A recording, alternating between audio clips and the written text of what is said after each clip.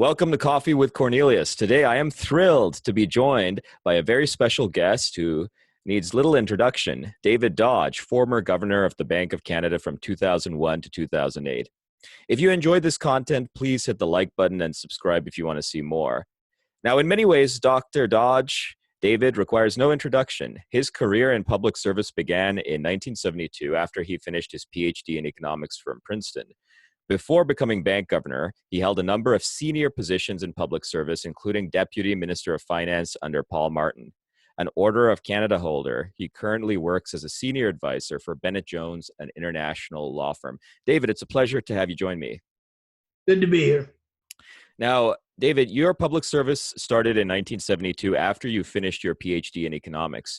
You joined the government's finance department as a research officer, and in 1976, you became Director General of Economic Research at the Anti-Inflation Board, which administered wage and price controls. Could you tell us about the economic environment at the time, especially as it pertained to inflation? Well, you won't recall, but those of us that were around know very well that starting at the end of the 60s, when Mr. Johnson was trying to both run a war and provide the Great Society, we began to get inflationary pressures mounting in North America. We had been on a fixed exchange rate with the U.S. for a while. We had to go off to reduce our inflation pressures, but nevertheless, as we worked through the very end of the 60s and into the first part of the 70s, we began to get real inflation pressures building in North America wide, but here in our country as well.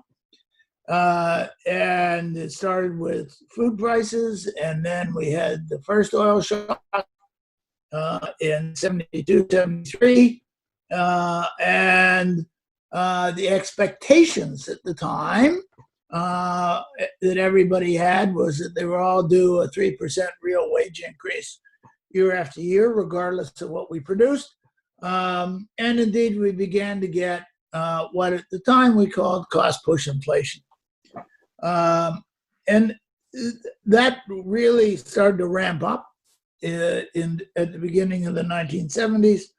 And then on Thanksgiving weekend in October 75, the Prime Minister, who had decried the idea of wage and price controls, said zapped or frozen.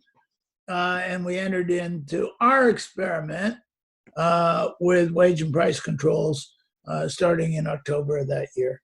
We worked through that experiment, which was supposed to have three components to it. The controls program on the one hand, the Bank of Canada on the other was supposed to control the growth of money supply, and the Department of Finance was supposed to tighten its fiscal position. Well, as Jerry Bowie often said, M1 abandoned us. We didn't abandon M1.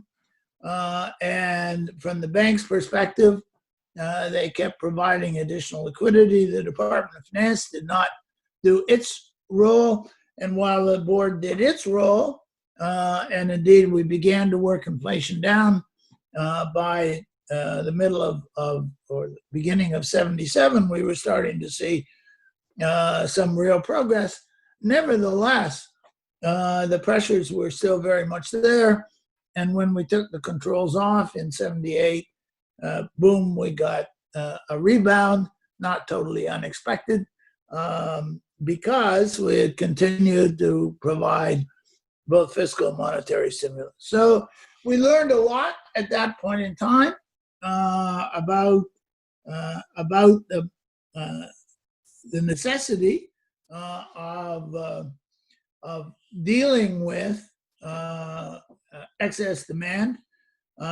We limped along then in the last couple of years of the 70s with what was called the 6 and 5 program, a voluntary program that really didn't amount to very much.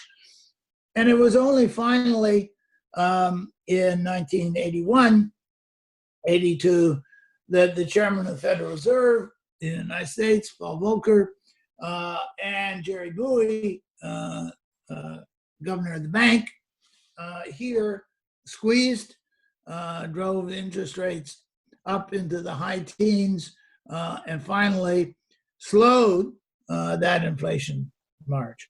So that was the history of that period. I see. So now in 1977, shortly after your stint at the Anti-Inflation Board, you returned to academia. Did your experience as a professor prove useful for your subsequent high-level government positions? So I went down to Hopkins, at the time, Johns Hopkins, and at that point, actually ended doing a fair bit of work for the Congressional Budget Office on inflation issues in the United States, and did some work, subsequent work, continuing on the international transmission of inflation.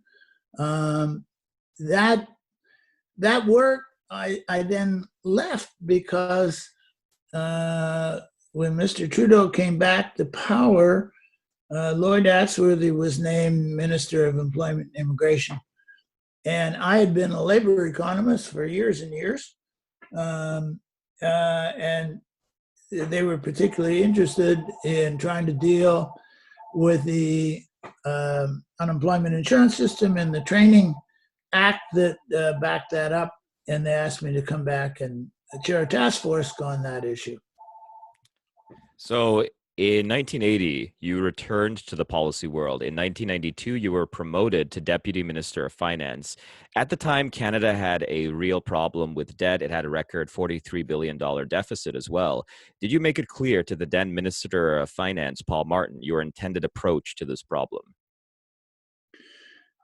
Yeah, so I had worked then for about 4 years at Employment and Immigration, trying to worry about how we could deal with the labor market, both on the training side to improve productivity, and on the unemployment insurance system to provide perhaps better incentives to get back to work, but at the same time provide the necessary support, because we had gone, we were going through that pretty horrible recession right at that point in time. That, as I said, was the time when Jerry Bowie was raising interest rates and Paul Volcker was raising interest rates, and so that was a difficult period, and a difficult period for the Department of Finance, because we had rising unemployment. Unemployment rose very sharply at that point, on the one side, but on the other side, we still had pretty high inflation. So it was a really a difficult period. So they asked me to go back to the Department of Finance, where I had been earlier, to help work this through, both from the budget side, then a little later with Mr. Wilson.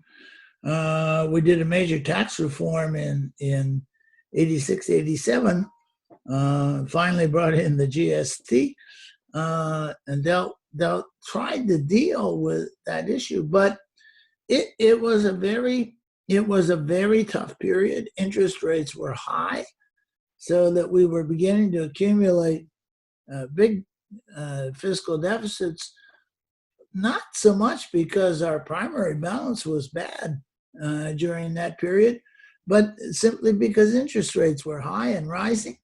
They rose further at the end of the 80s, with Mr. At the end of the 80s, when John Crow moved rates up again to try deal with this inflation problem. So this was a very, very difficult difficult period.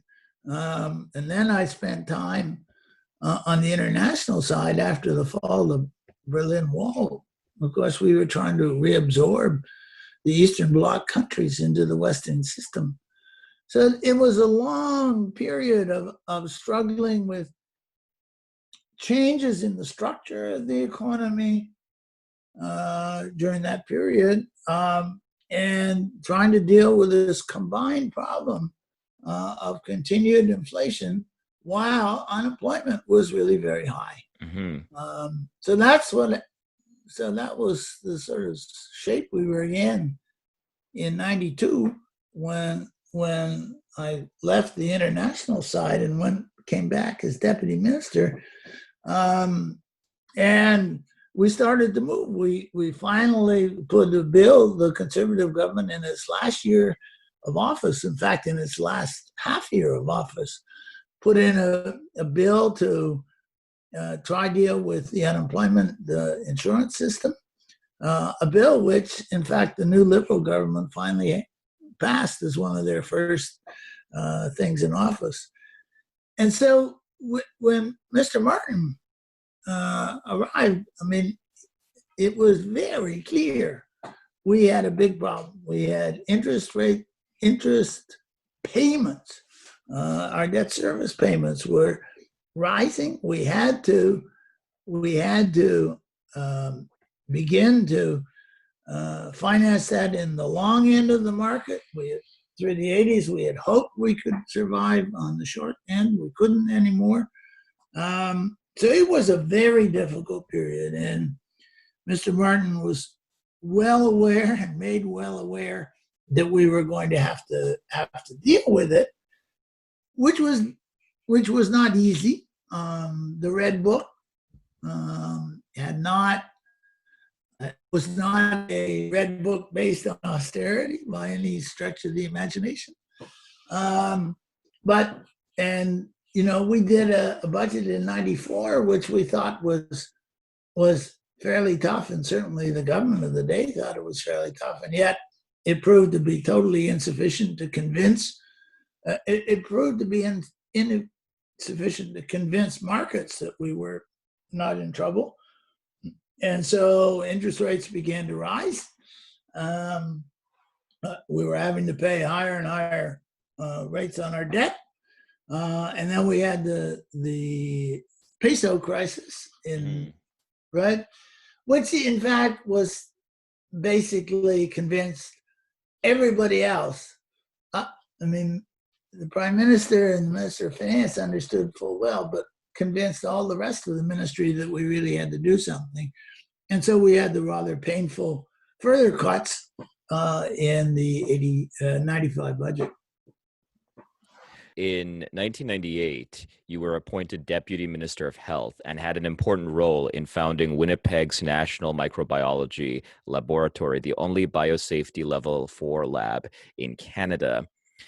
Now, of course, we're dealing with COVID-19 now, and we've dealt with the SARS pandemic before that. Did you foresee at the time in 1998 that the nation might have to deal with the future threats posed by lethal pathogens like COVID-19? What I'm really asking is what was behind the decision to open the National Microbiology Lab?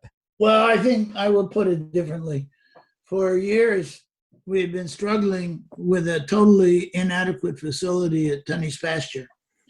The virology lab at Tunney's Pasture was totally inadequate. We knew that we had to do something, but it was expensive to set it up.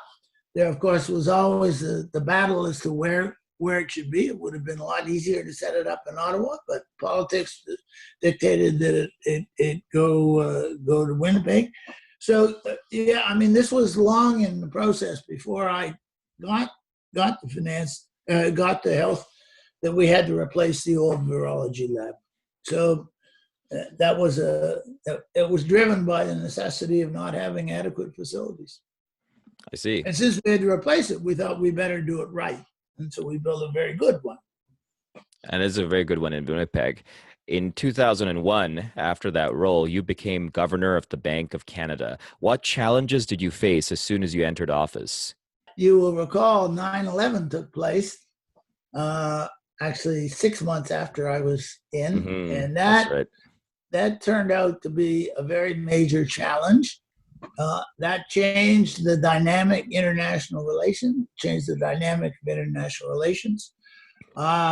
It changed the practicalities of how finance was done. Um, we had a very simple issue that we had all the Canadian banks, 5 Canadian banks were on the corner of King and Bay. Should the bomb drop there, the whole financial system of this country would have collapsed. And we'd learned from the experience in New York that importance of trying to deal with that. So, but not only did 9/11 create that particular problem we had in the financial system, of course, it began to change the global dynamics of economic relationships. Hmm. And that was coming.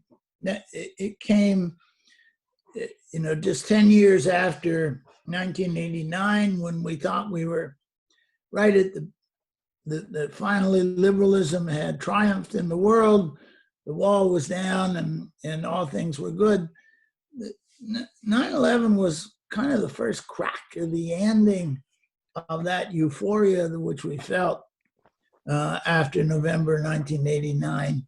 And that was sort of seeping through the international system as a whole. The banking system, we worked pretty well internationally among central banks, but it was less good, let me put it that way, on the general international front.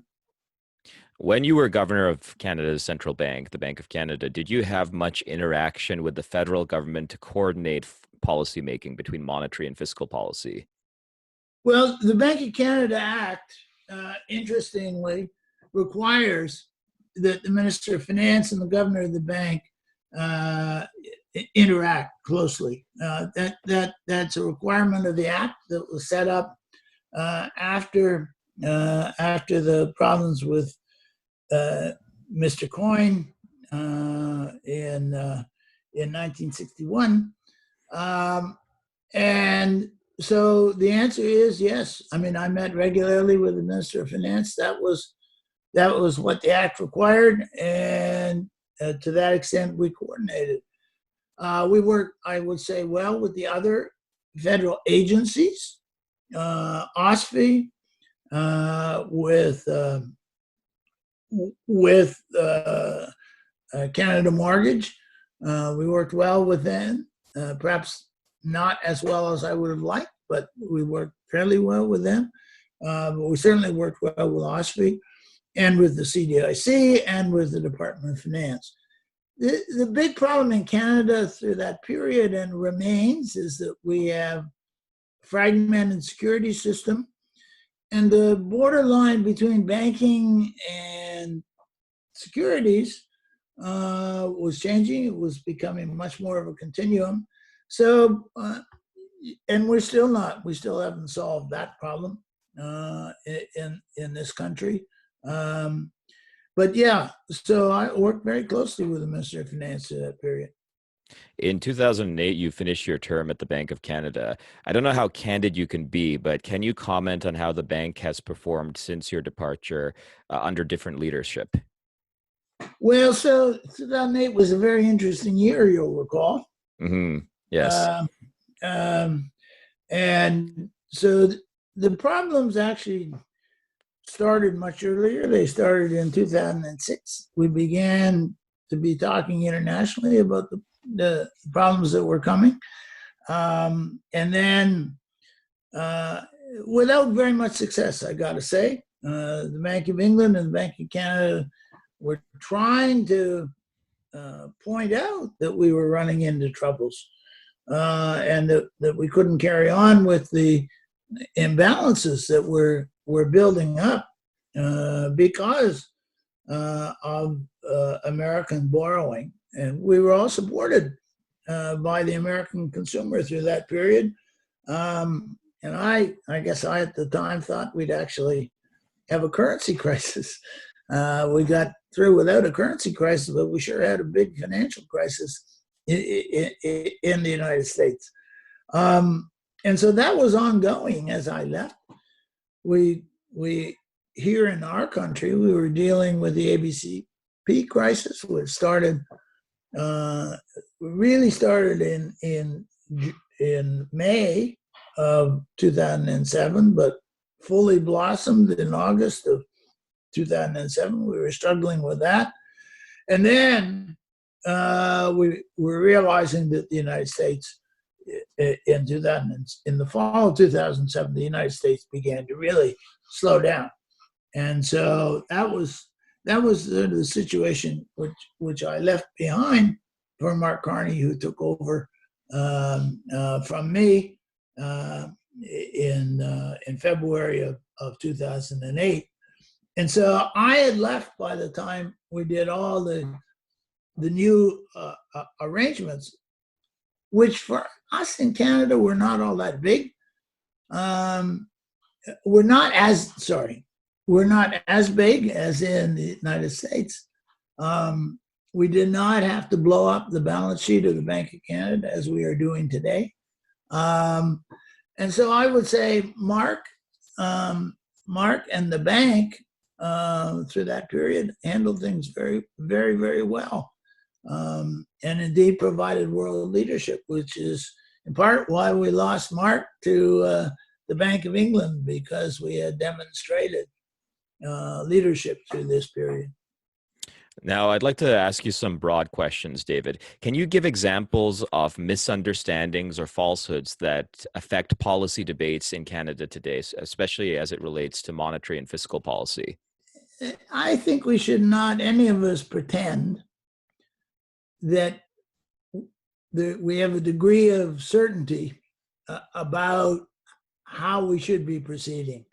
This is a period of what a former governor of the Bank of England has called radical uncertainty. We really don't fully understand how things are proceeding. We have experience from the past. We rely on that experience from the past.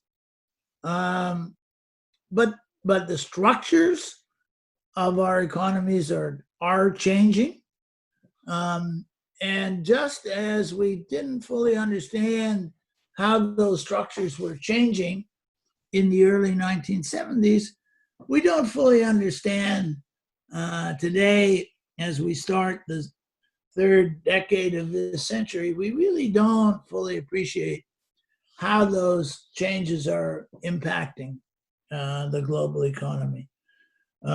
We've been very reluctant to deal with income distribution issues, which have been growing at the household level since the 1980s. And that income distribution tends to generate excess savings on the household side. And on the corporate side, especially in this century, we have seen increasing concentration. Mm-hmm. And that increased concentration has led to less actual investment.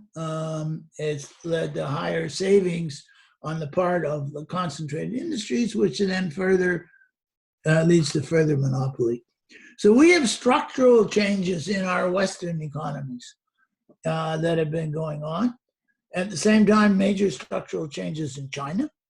And I think it's fair to say that we don't fully understand how those structural changes impact the relationships that we have relied on the past for the determination of both fiscal and monetary policy.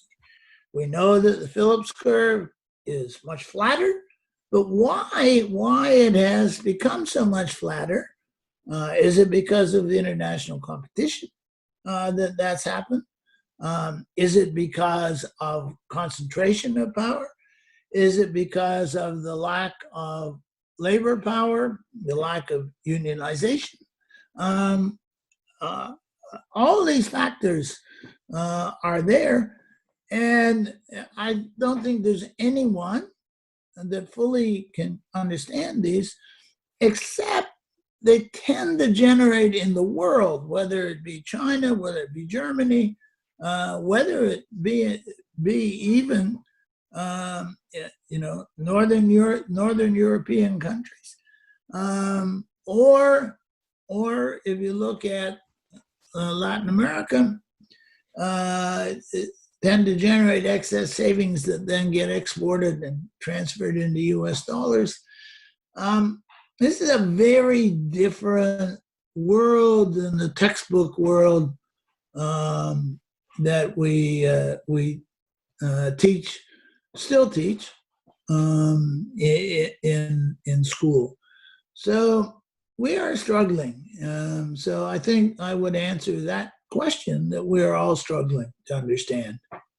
Right now, we're not just dealing with this radical uncertainty, but we're also dealing with COVID-19. Besides these challenges, what is the biggest challenge the Canadian economy faces today? Well, we've got to work our way out of what we've had to do to deal with COVID-19, right? Mm-hmm. But we've had four big challenges that have been there through this century. We've got a demographic challenge. We're aging. We've got a labor force participation rate that is declining. We have a productivity challenge, a bad productivity challenge that we've had now, certainly through this decade. In fact, it goes back. We've been unable to convert performance on the research side into actual economic performance on the other side. We have an international system which had been very favorable to Canada. Small open economy really needs a set of international rules. Those rules were fraying, let me say. Were fraying with the great financial crisis. But with the loss of leadership from the United States, which didn't, it was very sharp when Mr. Trump was elected, but it was declining through the Obama years as well. And the rise of China and which is now a very aggressive China compared to the earlier period. So we have a big problem. We've signed CETA, we've signed the TPP, we have a USMCA, which is supposed to operate, but in fact, we've descended into a world of competing powers, which is a very unfavorable, very unnice world for a country like ourselves. Right, and then finally, of course, we have, following the great financial crisis, we actually have expanded the monetary base globally quite significantly. And so what has happened is that with those low interest rates, we have expanded the debt ratios, household debt to household income, corporate debt, and government debt. And so we're a much more fragile economy, if you will, in 2020 than we were in 2007, 2008. Some commentators just internally also claim that Canada's housing market is overheated and that prices are too high. Some may even say that there is a bubble in cities like Vancouver and Toronto, maybe in other cities as well. Do you think that this is a problem for Canada's economy, the housing market? Let's back up. Sure. We've had low interest rates and an expectation of low interest rates. Mm-hmm. And so when interest rates are low, the ability to carry debt is much greater because it's the carrying costs that matter. And so it's the normal working of the market that when interest rates are low, that indeed we would expand demand for housing, which has raised prices, which doesn't mean that people cannot carry those mortgages with these low interest rates. Indeed, debt service cost, while it's risen a little bit as a share of household income, it's not. It's a little higher than normal, but not very much higher than normal. And so the real issue is what happens if interest rates go back up, i.e., if inflation goes back up, and the Bank of Canada has to do what it is supposed to do, and that is hit its inflation target more or less. And so the word bubble is a strange word, because at the moment, on average, the ability to carry those mortgages is okay. Now we've just had a big shock. And that's what I just talked about a moment ago. We've had a big shock of COVID. And so the high leverage level that we have in the household sector, in the business sector, and in the government, of course, makes things more fragile. And so we'll get through this. We'll get through this with relatively low interest rates as the economy recovers. Now, we've had a lot of mortgage deferrals. And I guess, if I were back sitting in the Bank of Canada today, I'd say that is the likely issue, as those mortgage deferrals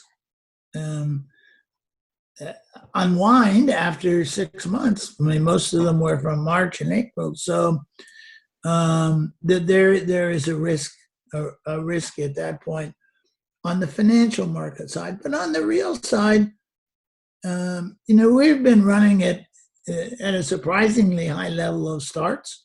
So we've been actually putting, a couple 100,000 units on the market right through this period. So there is a supply. The supply is there. If I may, though, if you look at the values, some housing prices in Toronto, if you adjusted for the exchange rates, are higher than housing prices in, say, Manhattan, or not Manhattan, but New York City in general, the five boroughs. Doesn't that speak to sort of an overheated market? Surely Toronto is not New York City. Look, everybody wants to live in the city and not way the hell out in Markham or Aurora or up in Barrie, right? And so if you look at prices in the center of town, sure, they're high. It's the value of living close. Now, you should ask then the next question to ask is it possible that our experience with working from home that we've had during the COVID may take some of that pressure off living in the center of town, and you're not willing to pay an extra $2 million to be 30 minutes or rather than an hour and 30 minutes away from downtown work. And that may well be the case. But as long as we continue to build units, sufficient units, then we'll be okay. And we probably have some slowing of immigration because of COVID, and a lot of immigration went into Toronto and Montreal. Maybe that'll take a little bit of pressure off the market. But, one should have reasonable faith in the markets. They're telling a story. And we may have a shift in preference, consumer preference, to live downtown close to the subway line. And should that happen, then one would expect the rapid increase we've seen in the center of Toronto, one would see that mitigate.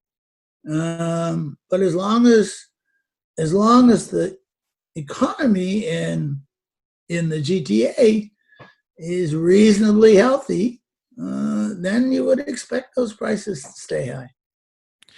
So we're getting towards the end of the interview now. I'd just like to ask one question. What advice would you provide to those interested in a career in policy, in economic policy? Yeah, I think this is really interesting time to be a student. I'd love to be back being a student again of economics. And I like to be back in the classroom again, teaching the young students, because we are learning as we go. Uh, we've had two shocks now. We've had the great financial crisis, which kind of upset some of the things that we had. Some of the ideas of exactly how the economy worked, that history didn't prove to be exactly a great guide during that period. Now we've had COVID, which is a totally different shock. I mean, this is a supply shock, and we really haven't had many supply shocks to deal with. The nearest thing was the oil price shocks of 72, 73, and again in 79. Um, so this is a very interesting period, and it's a period where we are going back and looking hard at some of the fundamentals, some of the underpinnings of economic analysis, and in the 21st century, we've gone back to bringing in a little bit more of the social political aspect as well. So I think this is absolutely fantastic time to be a student of economics. We are all learning as we go, and the young student is unencumbered by the amount of history that clogs up my mind, and all us people who've been through the wars before, because the world is changing and we cannot rely exactly on past experience as we go forward. That's not to say we throw that out the window, but in a period of uncertainty, when you're making policy with a high degree of uncertainty, facing a high degree of uncertainty, then as a policymaker, you have to be a lot more, what's the right word? Humble, I think is the right word. As an economist, you have to be a bit more humble about what you know. And as a professor, you have to make way for interesting thinking and interesting research and new approaches that students are taking. So I think it's a great time to be a student of economics. It's a great time to be young and trying to deal with these problems in the policy sphere, and we'll do the best we can. Inevitably, when things change, you muddle through. Inevitably, we get some things wrong, but we will learn from what we get wrong, and that's what makes life interesting. Fantastic. Well, thank you very much, David, for joining us today. And I hope you take care. Good luck. Have a Bye-bye. good one. Bye.